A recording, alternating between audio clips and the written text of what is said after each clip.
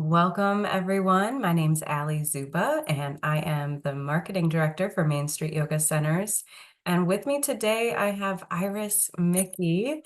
She is a experienced yoga teacher and yoga therapist, and her current study has been with Nada Yoga.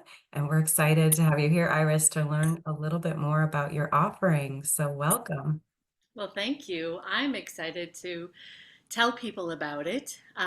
It's really become my primary practice. I'm I'm quite sure that it can reach everybody, which is one of the things that I love about it. I love for all of the subtleties of yoga to become more accessible to more people. Wonderful. So yeah, there are so many lineages of yoga. And so I'm curious, how would you define Nada yoga, or where does it come from in that, Yeah, branch model of yoga? yeah. It's actually very old. They speak about it even in the Vedas and many of the very old yoga texts. However, it's not a branch of yoga that it's more esoteric. If we might talk about chakra yoga as a more esoteric practice, it's one that in the Western culture we're more familiar with. But Nada yoga is very old. And so it's this idea of Brahma, even the beginning, is from sound, and sound meaning vibration. So this path is about spanda yoga, which is the pulse of consciousness. And so it's this idea that the pulse of consciousness, which is first great stillness, right? Which that's a paradoxical word, nada yoga. Sometimes it's also pronounced nad yoga, just so you know.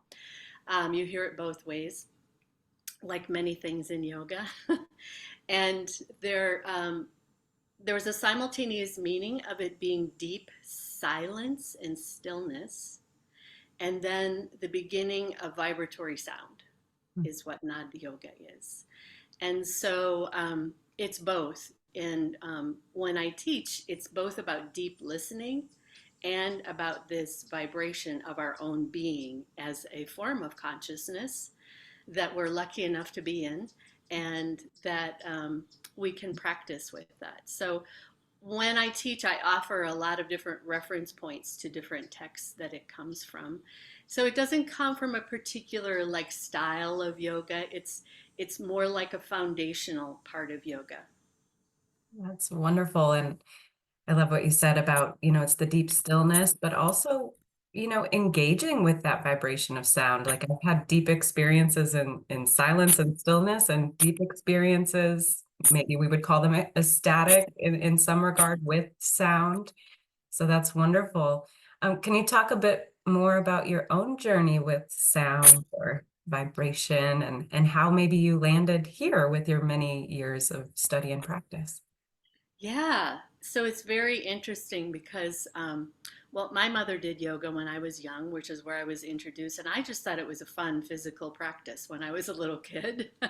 And it wasn't until later in my life that I really took it on, and it really helped me through some times in life that were really challenging, is why I came to it. And so I started out in Kripalu yoga, and I've studied. Anusara yoga and Vini yoga, and in my yoga therapy training, it's kind of a conglomeration of all the different things that and paths that I have learned that include all the practices, pranayama and meditation. I've had a strong meditation practice for very many years. However, what's interesting to me is that now sound is my meditation practice. Mm. So I came to, oh, I've always loved to use my voice. I am not a professional singer at all, but I think more people love to sing than admit. And unfortunately, in our Western culture, we have this idea that, oh, I'm not a singer, like that's for professional people and I shouldn't sing. And sometimes that's been told to us in different ways, or sometimes we just sort of come into this belief of it because it's part of our culture. And actually, using our voice is a very natural thing to do. And in other cultures, they very naturally make sounds and sing as part of their daily life. And it's so powerful that when I chant, and I'm talking about like just making, sometimes just making sounds, like one of the syllables in the Vedas that they talk about with Nada Yoga is simply the word noom. We think about om, but this is noom, Noom, and you chant it and you keep repeating it, and it takes me into meditation quicker and with greater ease than my standard mantra meditation um, did. That I love that practice. There's not, they're all good practices. It's just that this is my practice now, and I also did integral sound healing training. So I'm also using other instruments, and I offer sound baths. And I also have incorporated sound into my yoga therapy with individual clients. So, for instance, you might have a big singing bowl on your belly or a lyre on your back that is a strumming instrument, and it vibrates into the body. And then sometimes I have people simultaneously make sounds. It can be simply a humming, which maybe you and I will do later, but um, so that inner vibration and outer vibration come together, and it's a powerful tool for transformation. Yeah. I'm So I'm loving this conversation because, I've had a lot of experience with sound baths. So like receiving sound, that external vibration coming in. And, my chanting experience or my vocal experience might just be with the mantra Om, and that's kind of where that kind of closes. And maybe some of the seed mantras, the yeah, seed the seed sounds as syllables, well. the chakras, yeah. Yeah. Yeah, those Yeah. are common things that people in our Western culture have been exposed to with the voice, but it's pretty limited unless they go to kirtan, which is bhakti yoga, the yoga of the heart. And then you're chanting with words that have meaning. And the way that we start with sound is even without meaning, it's just the vibration. Yeah. Well, I'm very curious about where you've been studying recently, and I heard you took a trip to India, and I'm just kind of curious about, how you've deepened your practice through study, and if you could share a little bit about where you've been. Yes. My primary teacher right now for the voice is Sylvia Nakash, and she is a teacher in California.